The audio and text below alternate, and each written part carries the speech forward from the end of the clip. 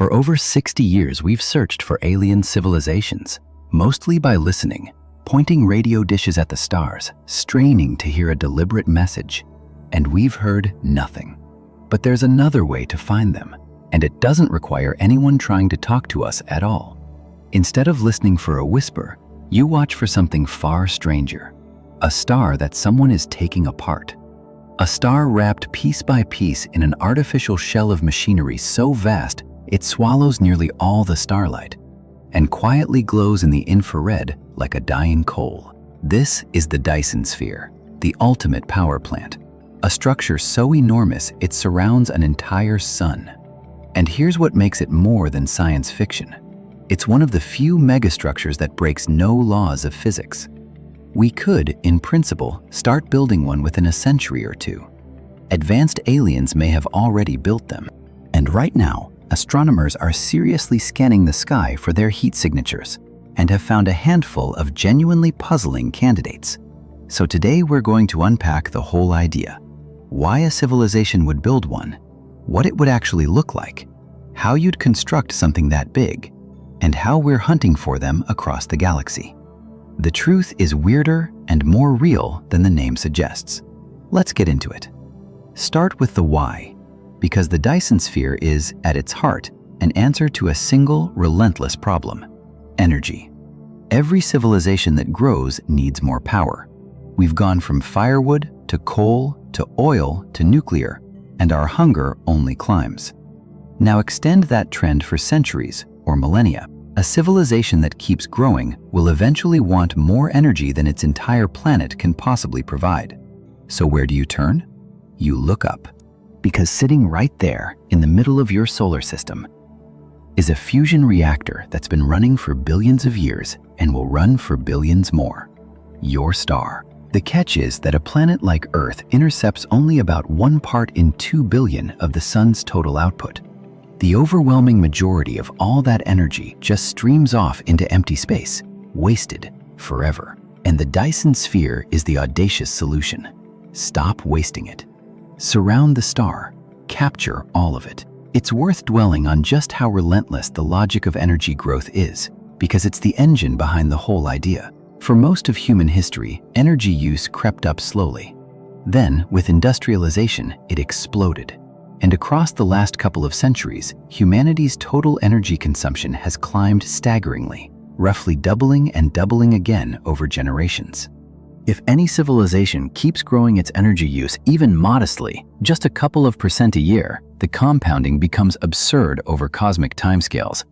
Within mere thousands of years, a steadily growing civilization would need to capture not just its planet's energy, but a sizable fraction of its entire star's output. In other words, a Dyson sphere isn't an exotic luxury. For any long-lived, growing civilization, something like it may be close to inevitable. Run the math forward far enough, and you either stop growing or you go to the star. That's why physicists take the concept seriously as a likely stage in the life of any advanced species, and why, if the galaxy is old and full of civilizations, some of them should have reached this stage long ago. To put numbers on this leap, scientists use the Kardashev scale proposed by Soviet astronomer Nikolai Kardashev in 1964. It ranks civilizations by how much energy they command. A Type 1 civilization harnesses all the energy available on its home planet, all the sunlight hitting it, all its winds and tides and geothermal heat. We're not even there yet. We're estimated at around 0.7 on this scale, still scrabbling around below Type 1. A Type 2 civilization harnesses the entire energy output of its star, and that is exactly what a Dyson sphere represents. And a Type 3 civilization commands the energy of an entire galaxy, hundreds of billions of stars. The jump from where we are to Type 2 is staggering. A star like the Sun pours out around 400 trillion watts. That's a 4 followed by 26 zeros every single second. Capturing even a fraction of that would give a civilization more power than it could ever conceivably spend. The Dyson sphere is the engineering project that graduates a species from planet dwellers to star harnessers. And here's the genuinely startling part. We are not as far from being able to start as you might think. The physics is understood. The basic engineering, solar collectors, robotic mining, beaming power, already exists in primitive form.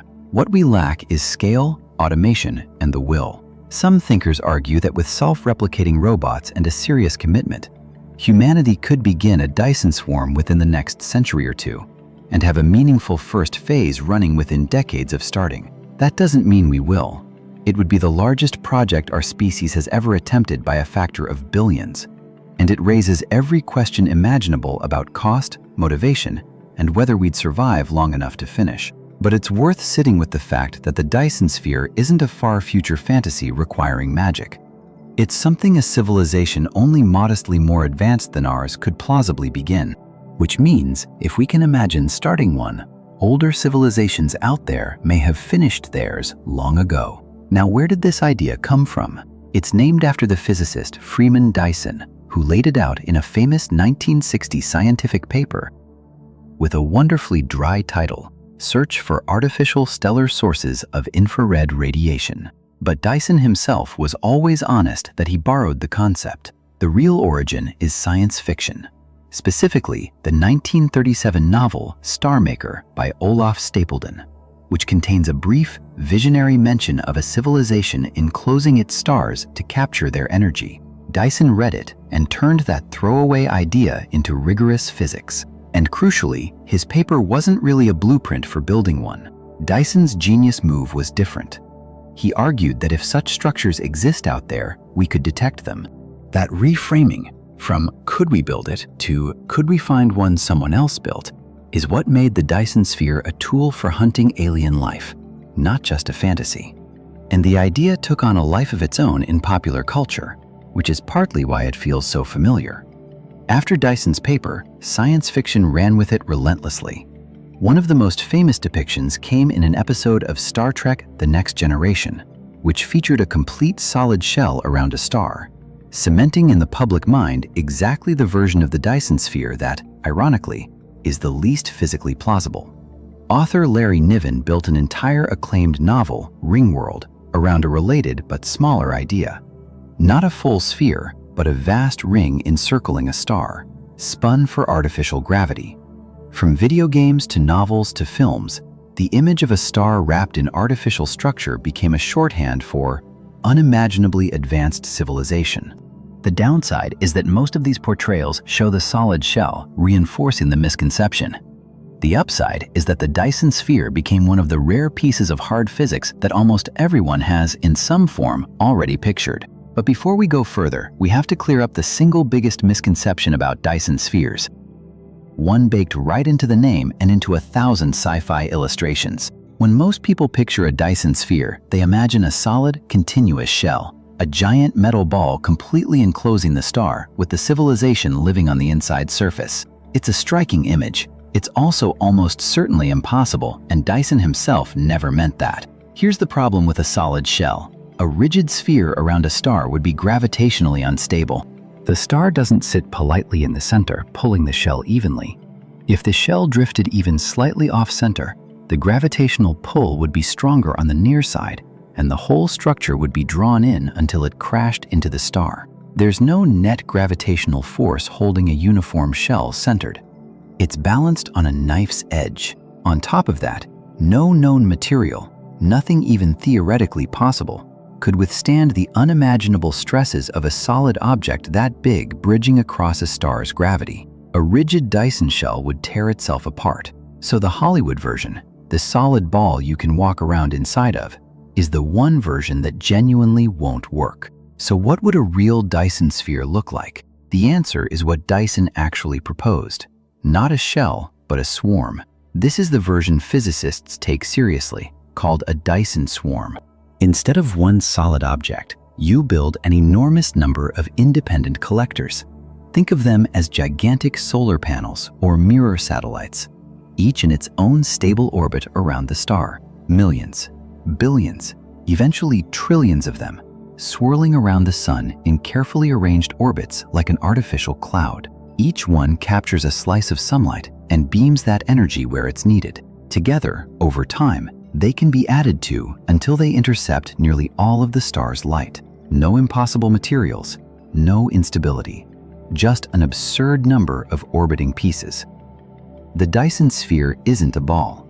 It's a swarm so dense it eventually shrouds the star. A swarm solves the stability problem, but it introduces its own headaches, and they're worth appreciating.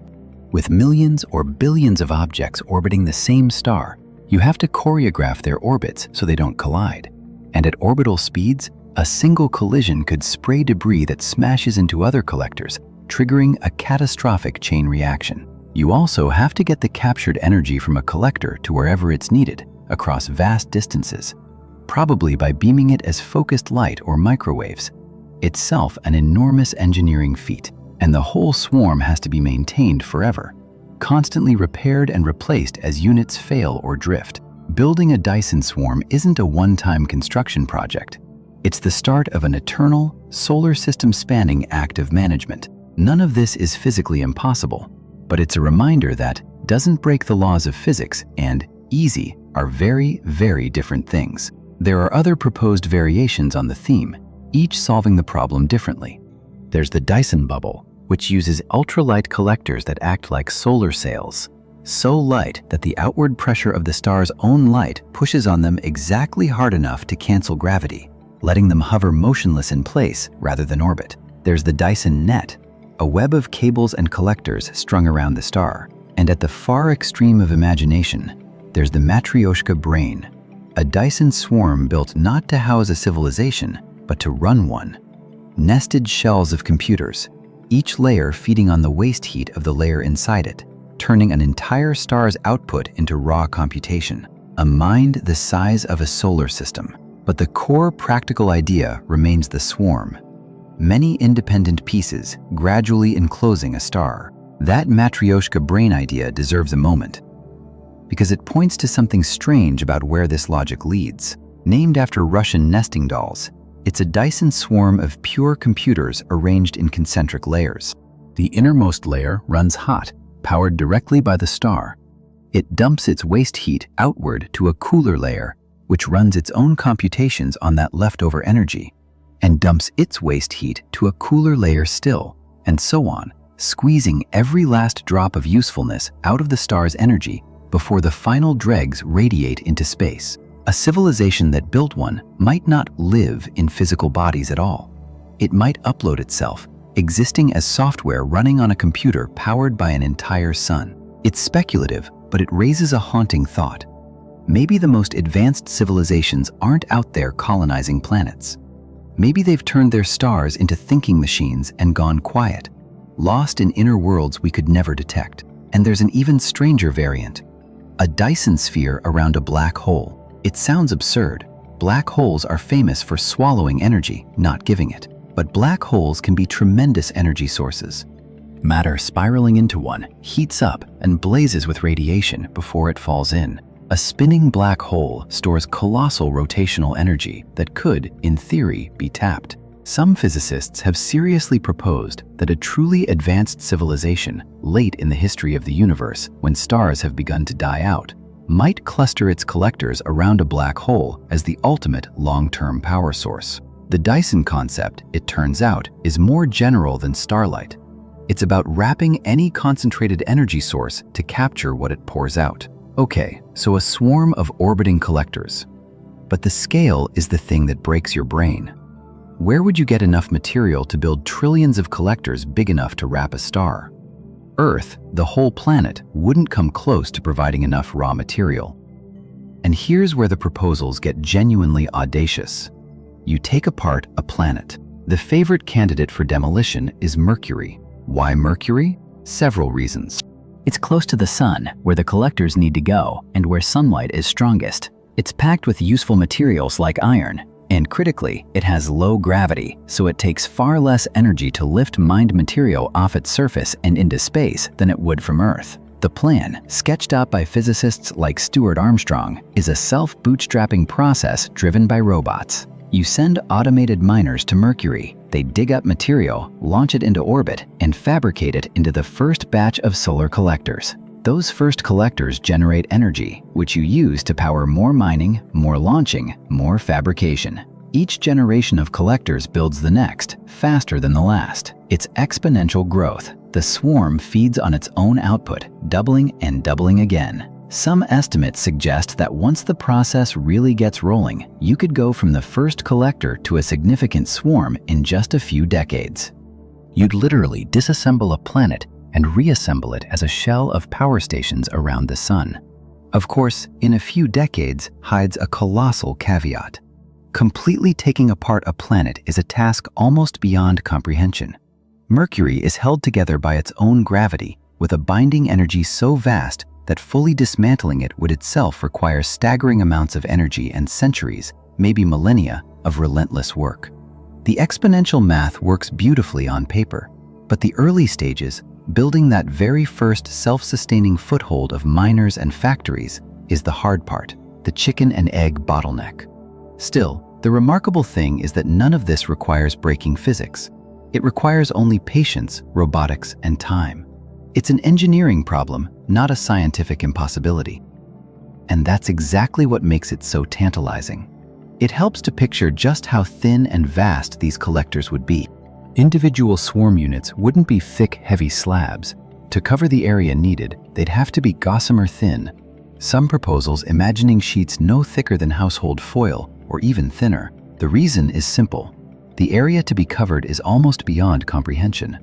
To surround the Sun at roughly the distance of Mercury's orbit, you'd need to tile a sphere with a surface area of something like the hundreds of quadrillions of square kilometers, vastly more than the surface of every planet in the solar system combined. There isn't nearly enough solid material in the inner solar system to build a thick shell at that size. The only way the numbers work at all is to spread the available matter into unimaginably thin films stretched across an unimaginably large area. So the real Dyson swarm isn't a wall of steel. It's more like a haze of countless impossibly thin mirrors, each catching its sliver of sunlight, together blotting out a star. So suppose a civilization does this. What do they get? Almost unimaginable power. That 4 followed by 26 zeros figure, the full output of a star, channeled to their purposes. What would anyone do with that much energy? The possibilities stretch the mind. They could run computation on a scale that makes every computer in human history look like an abacus, simulating entire universes, housing trillions of digital minds. They could power gigantic engines to launch ships to other stars, finally cracking interstellar travel. They could build vast new living spaces, habitats with more usable surface area than millions of Earths. A Dyson swarm isn't just a power plant. It's the foundation for a civilization that has, in a sense, outgrown planets entirely and become a creature of pure energy and engineering. But here's the part that brings it all back home. The reason scientists care about Dyson spheres beyond daydreaming. If they exist, we can find them. And the way we'd find one is beautifully simple, rooted in basic physics. The same insight Dyson had in 1960. It comes down to a law you can't cheat: the conservation of energy. If a swarm captures a star's light and a civilization uses that energy, the energy doesn't just vanish. The laws of thermodynamics demand that after you've used energy, you have to dump it back out as waste heat. Low-grade, leftover heat. Think of how the back of your refrigerator is warm, or how a busy data center glows with heat. A Dyson swarm would do the same thing on a stellar scale. So a star wrapped in a Dyson swarm would look very strange to our telescopes. Its normal visible light would be dimmed or even nearly gone, blocked by all those collectors. But it wouldn't be dark. Instead, it would glow brightly in the infrared, radiating all that captured energy back out as waste heat at longer wavelengths. A star that's too dim in visible light, but far too bright in infrared. That's the smoking gun. That's the signature Dyson told us to look for. Not a message, but the unavoidable thermodynamic exhaust of a civilization using its star. And the exact color of that infrared glow actually tells you something about the structure. A swarm sitting close to its star, like at Mercury's distance, would be heated to a certain temperature and would glow in one part of the infrared. A swarm built farther out would be cooler and glow at longer wavelengths. Most realistically, we'd be looking for partial Dyson spheres, swarms only fractionally complete, perhaps a civilization caught mid-construction, or one that simply never needed to enclose its whole star. A partial swarm gives a mixed signal. Some normal starlight still leaks through in the visible, alongside an unmistakable excess of infrared heat that shouldn't be there. That's actually the most promising thing to hunt for, because a fully completed sphere might be nearly invisible in visible light altogether. And a star that simply vanished from our visible catalogs but glowed in infrared would be deeply strange. The hunt, then, is really a hunt for stars with the wrong color balance. Too little visible light, too much heat, and no natural dust or debris that can explain it. And astronomers have genuinely searched for this. Using infrared space telescopes, missions with names like IRAS, WISE, and Spitzer, they've combed through data on huge numbers of stars, looking for that telltale excess of infrared heat without a natural explanation. There's even a second possible signature. If a partial swarm passes in front of its star from our viewpoint, it would block the starlight in odd, irregular ways that no planet could produce. And that brings us to the most famous maybe in this whole story. In 2015, the Kepler Space Telescope spotted a genuinely bizarre star, officially named KIC 8462852, but nicknamed Tabby's star after the astronomer Tabitha Boyajian, who led its study. Its light did something no normal star does. It dimmed dramatically and erratically by as much as 22% in sudden, irregular dips. A planet passing in front of a star blocks maybe 1% and does so on a clean, repeating schedule. This was nothing like that. Huge, chaotic, unpredictable drops in brightness. And an astronomer named Jason Wright openly raised the possibility that everyone was thinking. Could this be an alien megastructure? A partial Dyson swarm under construction, passing in front of the star? For a while, Tabby's star was the most exciting object in the sky.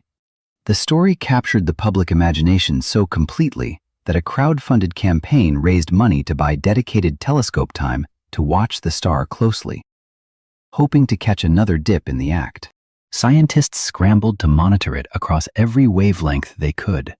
It was a genuine moment when the question, "Are we alone?" felt, briefly, like it might be answered by a single weird star. But, and this is how science works, the megastructure idea has almost certainly not held up. When astronomers followed up with infrared telescopes, they did not find the strong waste heat glow that a real Dyson swarm should produce. And the dimming itself blocked blue light more than red light, which is exactly what you'd expect from clouds of fine dust, not from solid panels, which would block all colors equally. The leading explanation today is mundane by comparison. Uneven clouds of dust, perhaps from a shattered comet swarm or a disintegrating exomoon, drifting in front of the star, not aliens. But Tabby's star still matters enormously because it was a dress rehearsal.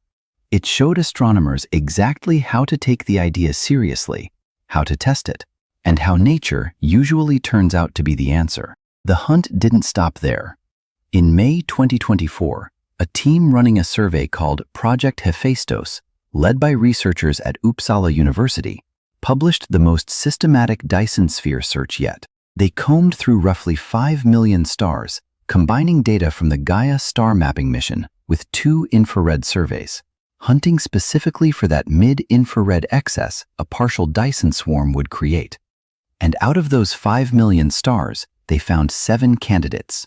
7 small red dwarf stars showing exactly the kind of infrared glow you'd expect, with no obvious natural cause they could immediately identify. 7 possible Dyson spheres. It made headlines around the world. But once again, science applied the brakes. Within months, other researchers pushed back, proposing that the strange infrared signals were most likely contamination, the glow of distant, dust-shrouded galaxies sitting in the background behind those stars, fooling the survey. Several of the 7 candidates do appear to be explained this way.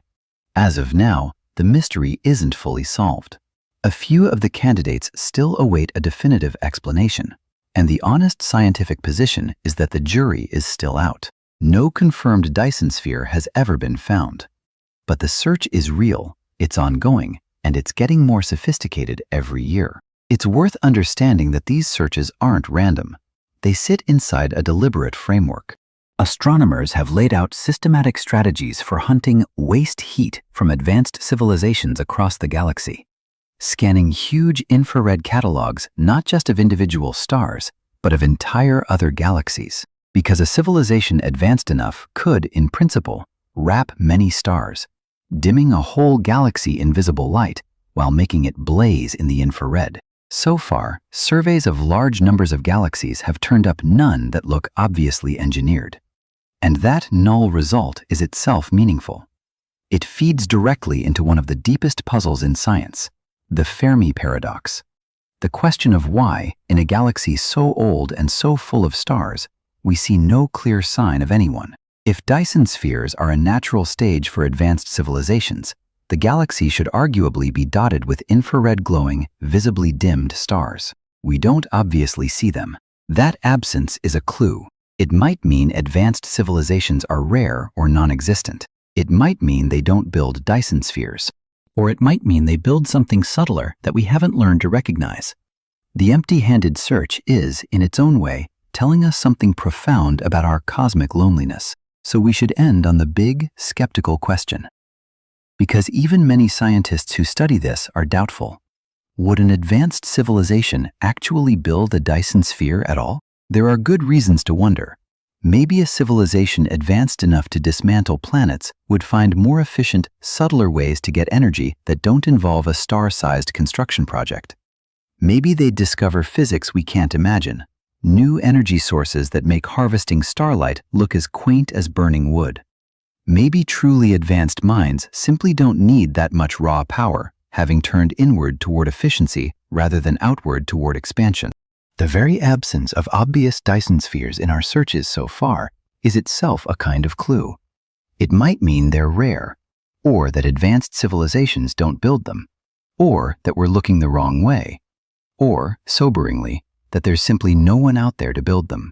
And yet the idea endures because it captures something profound. The Dyson sphere is what happens when you follow the logic of growth and energy to its ultimate conclusion. It's a monument to a civilization's ambition written across an entire solar system, in a form so large that it would be visible from other stars. We may never build one. We may never find one. But every time we point an infrared telescope at a strange, dim, heat-glowing star and ask, "Is someone there, taking apart a sun?" we're doing something extraordinary. We're searching not for a signal someone sent us, but for the literal fingerprints of an engineering project on the scale of a star. Somewhere out there, perhaps, a sun is flickering out in visible light and glowing in the infrared, slowly being wrapped in the works of a mind far older than ours. And if it is, sooner or later, we'll see it.